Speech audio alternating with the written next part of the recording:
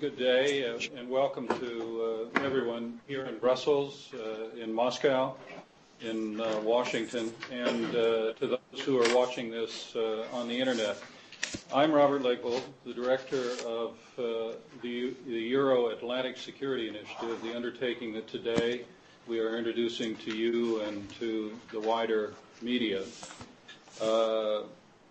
The EuroAtlantic Security Initiative, which has the utterly inappropriate acronym of EASI, it actually draws together 25 prominent public figures, former policymakers, business executives, military leaders, and policy analysts, under the leadership of Ambassador Wolfgang Isinger, former Foreign Minister Igor Sergeyevich Ivanov, and former Senator Sam Nunn, who you see on the screens and in your locations. Over the next 2 years, the Commission will take a comprehensive look at the security challenges that face the wider Euro-Atlantic region, from North America through Europe and across Russia, and then make recommendations for adjusting and enhancing the existing security architecture in this vast and vital part of the world. The moving force behind the initiative is the Carnegie Endowment for International Peace, the first genuinely global public policy organization, as this technology is a small manifestation, and as important advisors and staff for the undertaking, 3 of the key principals in the organization will participate. Dmitry Trenin, who is the director of the Carnegie Moscow Center, Ambassador James Collins, who is the director of the Russia-Eurasia program in Carnegie, Washington, and Fabrice Potier, who's the director of Carnegie, Brussels. All are with us today with the exception of Dmitry Trenin, and Sam Green is standing in for him. EASI, however, that is the Euro-Atlantic Security Initiative, is independent from any government and from any public or private organization, including the Carnegie Endowment. And the spirit of the Commission is to meld diverse perspectives in ways that create a greater collective wisdom about what will be a large, complex, and very difficult agenda. And I think there's no better representation of that spirit than the leadership within it. I turn now to Ambassador Isinger for initial comments, and then you'll hear from the other co-chairs as well. Then we'll talk. Wolfgang. Thank you very much. I have to say that I'm very excited about participating in this very important project. This is actually overdue. We need to start by rethinking what security means. I believe that our discussion between Russia and the West has for too long focused on the way security was defined in the past, as security from each other. Now we need to talk about security with each other. Second, we've had, I believe, a significant lack of trust for a number of reasons. How can we rebuild trust across the board between all of us, all the actors in the transatlantic and European theater? And lastly, I've been thinking for a long time that one of the real challenges of our way of thinking about security requires that we move from thinking in zero-sum terms to a way of thinking in win-win terms. Now, these are great challenges, and they require a collective effort, and that is why I am extremely happy that this effort has been put together by the Carnegie Endowment, and that such an impressive, star-studded group of people have been willing to join us, Sam and Igor and I, and you, of course, Bob, to tackle these and a number of other issues that we're now looking at. Thank you. Thank you very much, Wolfgang. We turn now to Moscow and to Igor Sergeyevich. Thank you. We are living in the world of borderless challenges. Terrorism, nuclear proliferation, climate changes, local conflicts. None can be solved by a single government acting alone. Countering 21st century security threats and promoting stability and prosperity in the coming decades will require international cooperation and strengthening pillars of international security. The aim of our project is ambitious and urgent: to launch a new reform effort for the EuroAtlantic security system. We know that this work will not be easy, but time cannot wait. We are open for all contributions to this project. The aim of our work is to find substantial common ground, looking comprehensively at the full range of security challenges facing our countries, and elaborate recommendations of steps by which Euro-Atlantic space can be transformed into a real common security area. Thank you.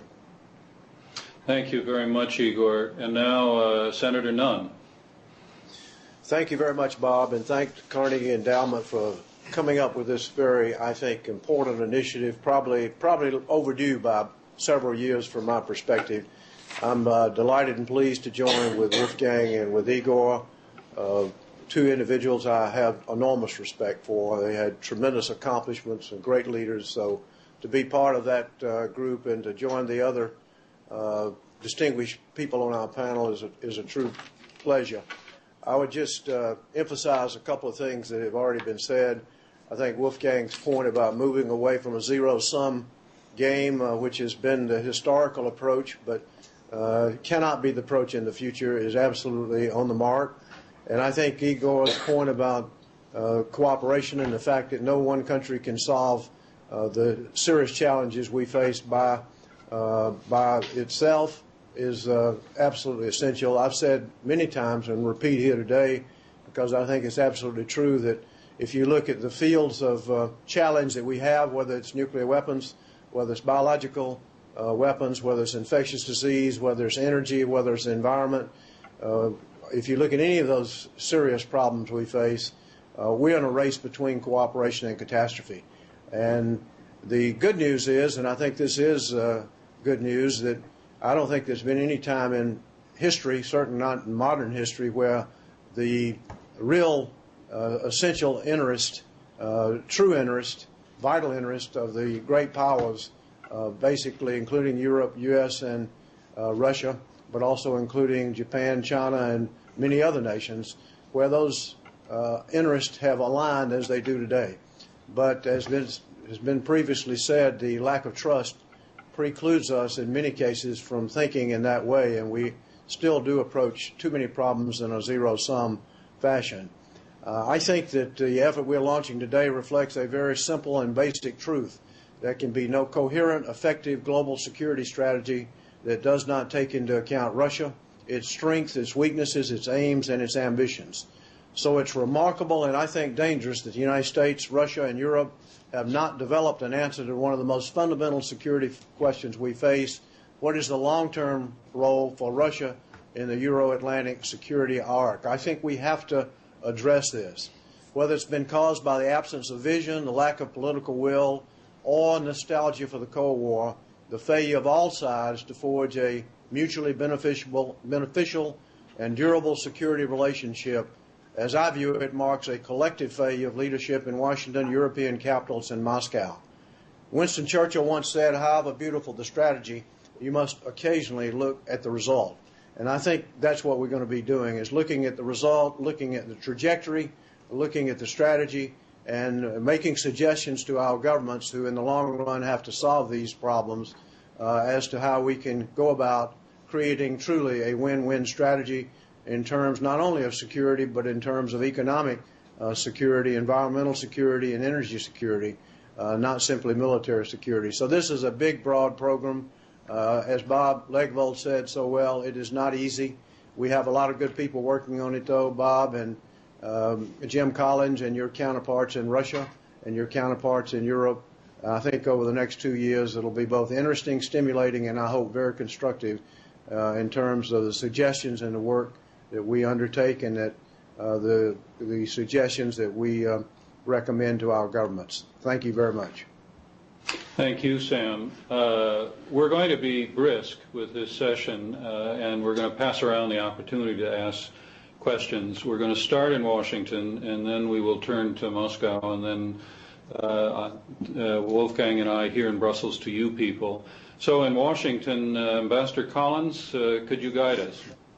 Yes, thank you very much, Bob. And I want to be very quickly here, move on. So I'd like to turn the floor for a question to the co-chairs, to Jill Doherty, who is a well-known CNN representative. Jill? Thank you, Ambassador Collins. Senator Nunn, you mentioned one of the key questions is what is the long-term role for Russia? And I would be very interested, I know it's the beginning of the process, it's a big initiative, but if that is the key issue, I would be interested in, Igor Sergeyevich, if you could, in maybe brief terms, because it is a complex subject, explain or perhaps give your views on how Russia's voice can be heard in some of these structures and on the issues of security. Well, we already have certain institutions where Russia is very much a part of it, the OSCE and also the NATO-Russian Council.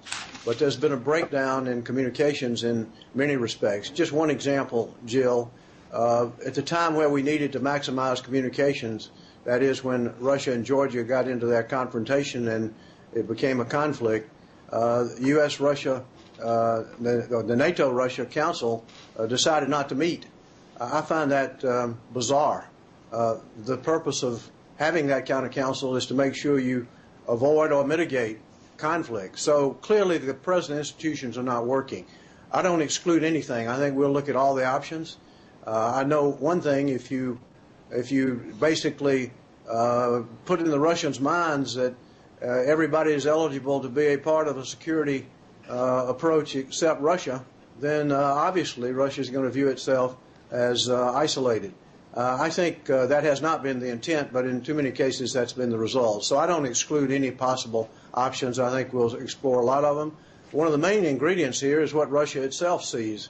I think Russia is beginning to really speak out on this. President Medvedev has laid out his suggestions. I think that's something we ought to all take seriously and examine carefully. So I would approach it in an open mind and would not exclude a number of different possible approaches. But one of the main things here that I think is going to be interesting is to get the vision the Russians themselves have. Igor Sergeyevich, do you have a word on this? I think that the problem is not the voice of Russia. It's easier to hear the Russian voice here, there, or elsewhere.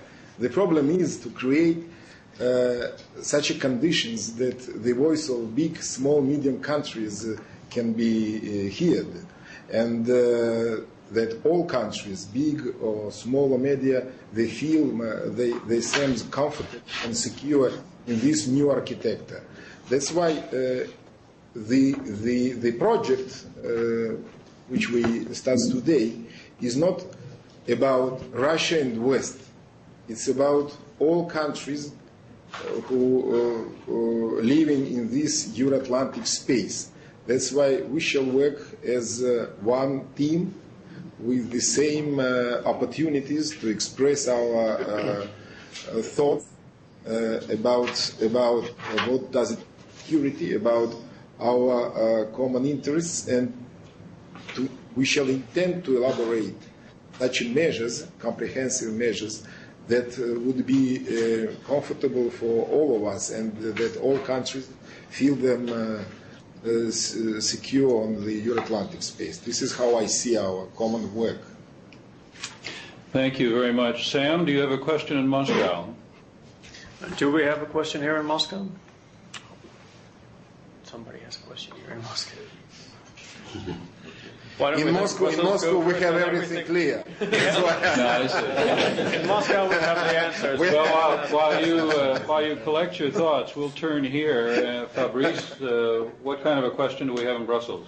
I think we have a question from Marek Grilla from the European Union Council, if you want. I'm Marek Grilla. I'm in the European Council, former Polish ambassador to the European Union. It's very timely and important issue, no doubt. My question is about specific topics the Commission should address first, some kind of priorities. And I would be happy to hear from Ambassador Ischinger on that. Okay. That's a large question. Thank you very much for the question. I think what we will want to do is to explore very carefully what exactly security means in the 21st century. As Sam Nunn has just pointed out, it means a lot more than what it used to mean. It used to mean missiles, tanks, and we spend many years, some of us, in conventional arms control, an area where there is still a lot of unfinished business. But we need to go beyond that. We need to figure out ways to make sure that we optimize our opportunities to work together on energy security, on climate security, and in a number of other areas. So defining the subject matter in the broadest possible sense of security is the first step. And then we'll take a look at the existing organizations, rules, institutions, which we have. And I totally agree with what was just said, that we should not close our minds to anything. We should address this with the help of our academic support, and I'm sure many others, including all the members of the Commission. We should go at this with a very open mind and be creative. But I think it would be a big mistake to start this project with a preconceived notion of how we're going to solve it. This is complex. It is not easy. Now, in Moscow, is there a question? Colleagues, please. This is Eric Green from the U.S. Embassy in Moscow. Senator Nunn, you mentioned Winston Churchill's statement about strategy and results. What do you anticipate the end result of this project being in terms of recommendations, and how will they be formulated and advanced beyond the 2-year framework of the project? Well, I think Wolfgang just made the key point here. We don't have preconceived notions about what the result may be. I participated in a number of commissions, and I know everybody on this commission has, and I've seen beautiful work that didn't involve a process that produced consensus lie on the shelves without anybody paying much attention to it. I think the process itself, the discussions, the fact that we'll have Russians, Europeans, and people from the United States and discussing things together, I think that process itself will both inform and be very valuable, because we'll hear what's really on other people's minds.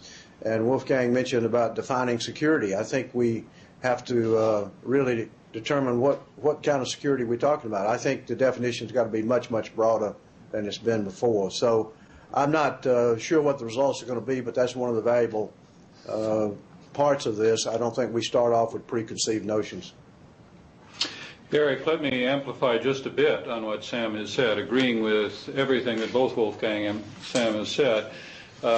At the outset, I noted this will be a 2-year project, and we are committed to producing a report that offers the constructive ideas that emerge from it in as coherent a form as we can make it available. But all along the way, we want this to be an iterative process. Sam stressed the notion of process, and throughout that, we already are in touch with senior officials in major governments and with principal organizations, including NATO, the OSCE, the European Union.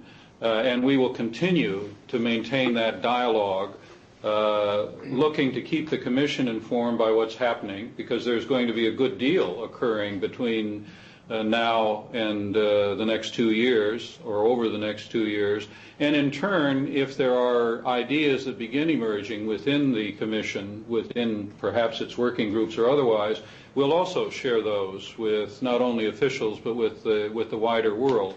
We want this to be a much larger contribution than simply a commission that at the end of the day issues a report in the hopes that somebody will read it. Let's go back to Washington. Jim, is there a question there? Yes, I'd like to have Angela Stent give us a question. Angela's from Georgetown University. Thank you very much, Jim, and I think this is it's very important that you're doing all of this work. I wanted to come back to the question of existing institutions. Wolfgang, you talked about the existing institutions of European security, Euro-Atlantic security, of which there are many. Sometimes one hears both from Russians and from others that the existing institutions are broken. If you look at President Medvedev's proposal that was his draft for a European security treaty, it also implies that one needs a new institution. Do you start off with an a priori idea about whether one does need new institutions? And I guess that's for anyone who wants to take it. I am going to have Wolfgang answer that. Oh, Angela, great to see you across the Atlantic today.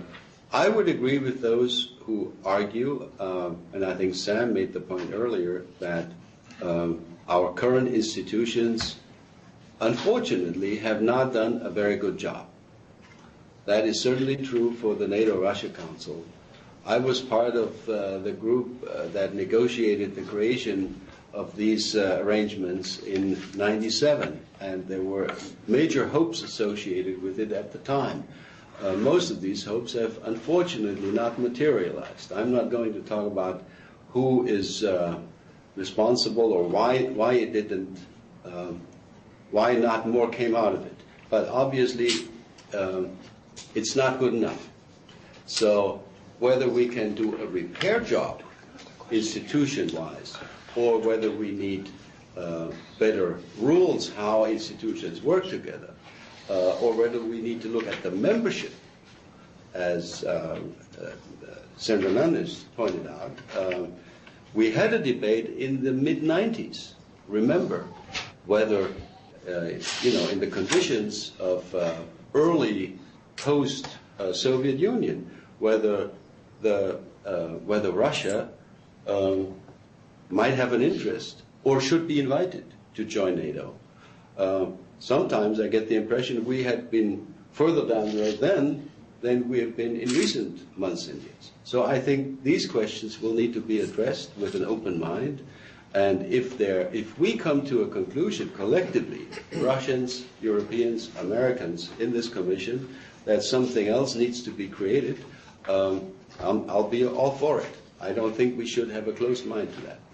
So this is a good question. So Igor or Sam, do you have thoughts on this? I want to say that nobody speaks about to destroy any institution existing now in Euro-Atlantic space. What we say that we need, first of all, evaluate threats and challenges. I think that it will be not so difficult to find common language about threats and challenges. The second step, we have to analyze how efficient that institutions are, existing institutions, and if they can do the job. If they can, okay. If we need something to change in that institutions or to invent something, maybe we can think about this. That's why I am totally against saying that we have to destroy everything and start from zero. Impossible. We have to use all our previous experience to take everything positive which we have, what we have, and to use it, that tool. But if it's necessary to create something new, why not? Why not? We cannot think about, it was as we worked about Helsinki process. We started from zero, we created new structures. Why we cannot do it in the 21st century? Sam? Well, let me just give you one example. I think that there's been discussion in the last a year or two, starting in the Bush administration, between the United States and NATO and Russia about working together on missile defenses. The U.S. and Russia joined together in the years past to outlaw one type of missile, the intermediate missile. And now a lot of other countries have those missiles, but we don't. The Russian president has offered Russian territory for possible parts of a missile defense system.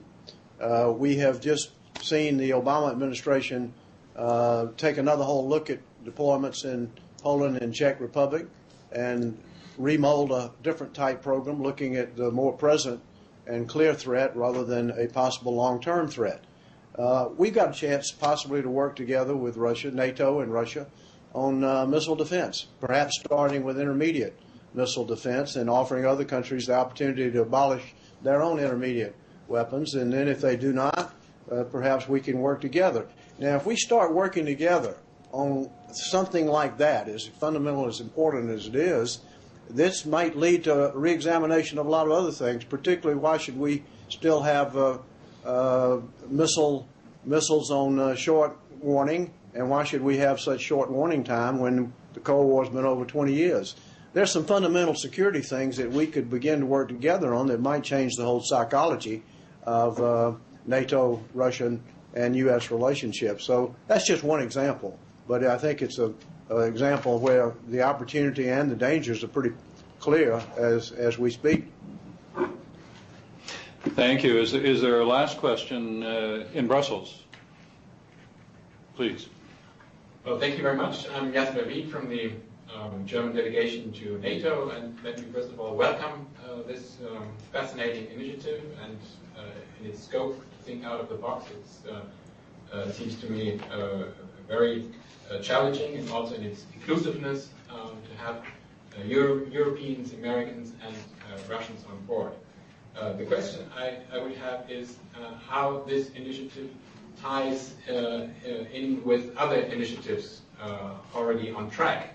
If you speak about joint analysis of common threats and challenges, this is exactly the tasking that the ministers 1 week ago were giving to the NATO-Russia Council, and work will start soon. And if I understand it right, that is exactly also part of your mandate. And then we have the Medvedev initiative, the Corfu process within the OSCE, where also the draft of a European Security Treaty will be treated and will keep our colleagues there very busy during the next months and even beyond. And then we have within NATO the elaboration of a new strategic concept, where similar questions are also put to, and Russia will be invited to the next seminar on this new strategic concept in Oslo in January. So my question would be how your initiative ties in with the other initiatives. Do you think that there will be input of your initiative to the others, or a dialogue, and so that it could be mutually fruitful to have this exchange? If my colleagues, the co-chairs, will permit me, that is one of the reasons for the stress I put on coordination with both the organizations and with major governments.